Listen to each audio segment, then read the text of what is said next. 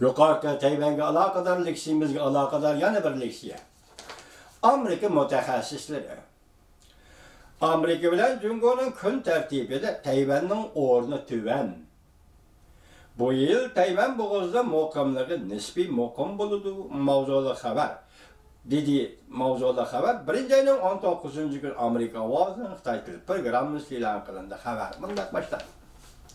Washington, Amerika Cungo harbiy taraf rahbarlar katlamında yakında Tayvan meselesi boyunca qattiq ifade bildirişler bulup ötdi. Bazılar Tayvan boğazı toqonuş yüz beremdi deb ansirashga başladı. Tahlilchilar mundaq tahlil qilishdi. Garchi Beijing Tayvan meselesi Amerika Cungo o'rtasida eng muhim masala deb o'z takrorlab keldisimi, lekin amaliyotda Amerika bilan Cungo'ning kun tartibida Tayvan'ın ornu tüven.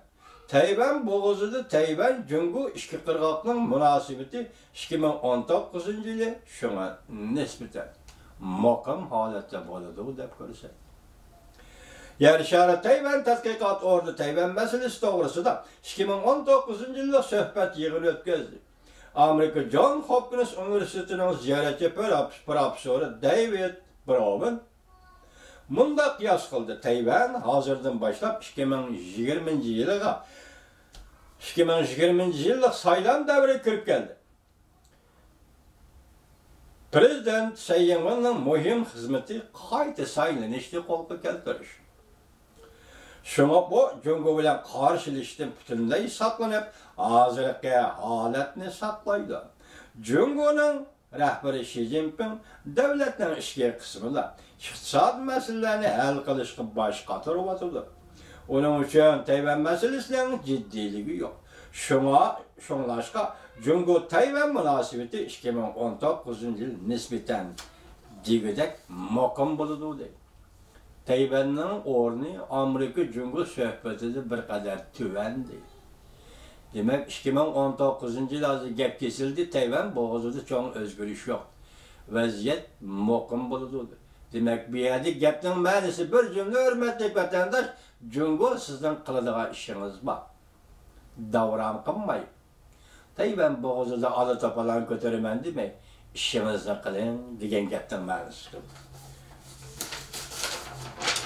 Davomini olasizlar. Balki tilga olgandimi? Devletning yuqori qatlami ikki taraf Tayvan meselesi. Tilga olgandimi?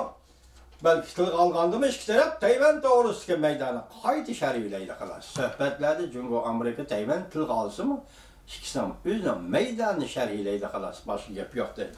Shunlashib Tayvan meselesi Amerika Cungo ikki davlatning kun tartibida intayin tuvan o'rinda turdi. Bu hal Tayvan boğazıda Cungo Tayvan münasebetine bu bir yılda nispeten maqam bo'lishning ölçümü ve ko'rsatkichidir. Yılning 5'ida Xi Jinpingning Tayvanning qarindoshlarga murojaat e'lon qilganligining 40 yilligini xotirlash yig'inida qattiq nutq so'zlaganligi to'g'risida David Brown bunda ko'rsatdi. Bir tarafdan sorun zaruriyati bo'lib hisoblansa, yana bir tarafdan Cungoning ichki qismida ba'zi sadalar Kompartiyaning Tayvan siyosatining unumi bo'lmadi deb gumonlanishga boshlaganlikdan ve Xi Jinping shunday so'zlagan edi. Demak, Xi Jinpingning so'zlagan nutqi o popoz ekan da vatandosh.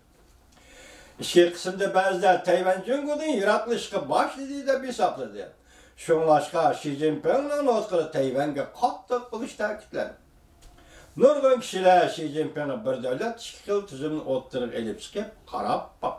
Tayvan qandaq inkas qaytirdi dedi. Shunlar Xi Jinping bir davlatda ikki xil tuzumni Tayvanning qarniga tanlab keldi. David Brown bunda ko'rsatdi. Tayvan prezident saylimida kirdi. Tayvan prezident saylimiga kirdi. Cungo davomli Tayvanga harbiy ishlab besimi ishiltamdi. Bu ishlar Cungoning manfaati uygun kelmamdi. Taraqqiyotni kuzatishga arziydi. Tayvanning Amerika turishliq vakolatchisi Zhao Tenshap mundaq dedi. Bu yil Tayvan munosabatlari qonun e'lon qilinganligining 40 yilligi.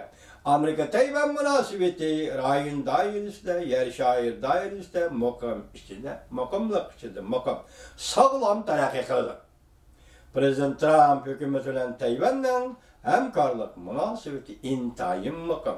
Barlık meselesi göz kararışla birden.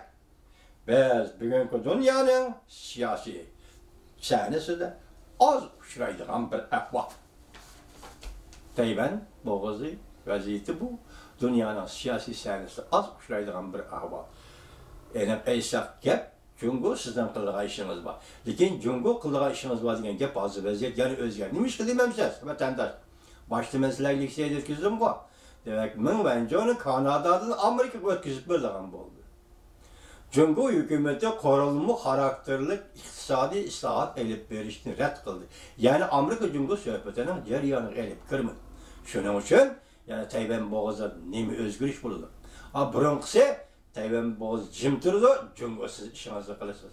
Keyinki hazır Tayvan boğazı yani vaziyet ele kadar özgerdi. Hem de Tayvan boğazı kandak özgür iş buldu. Bunu asla görümüz hürmet vatandaş.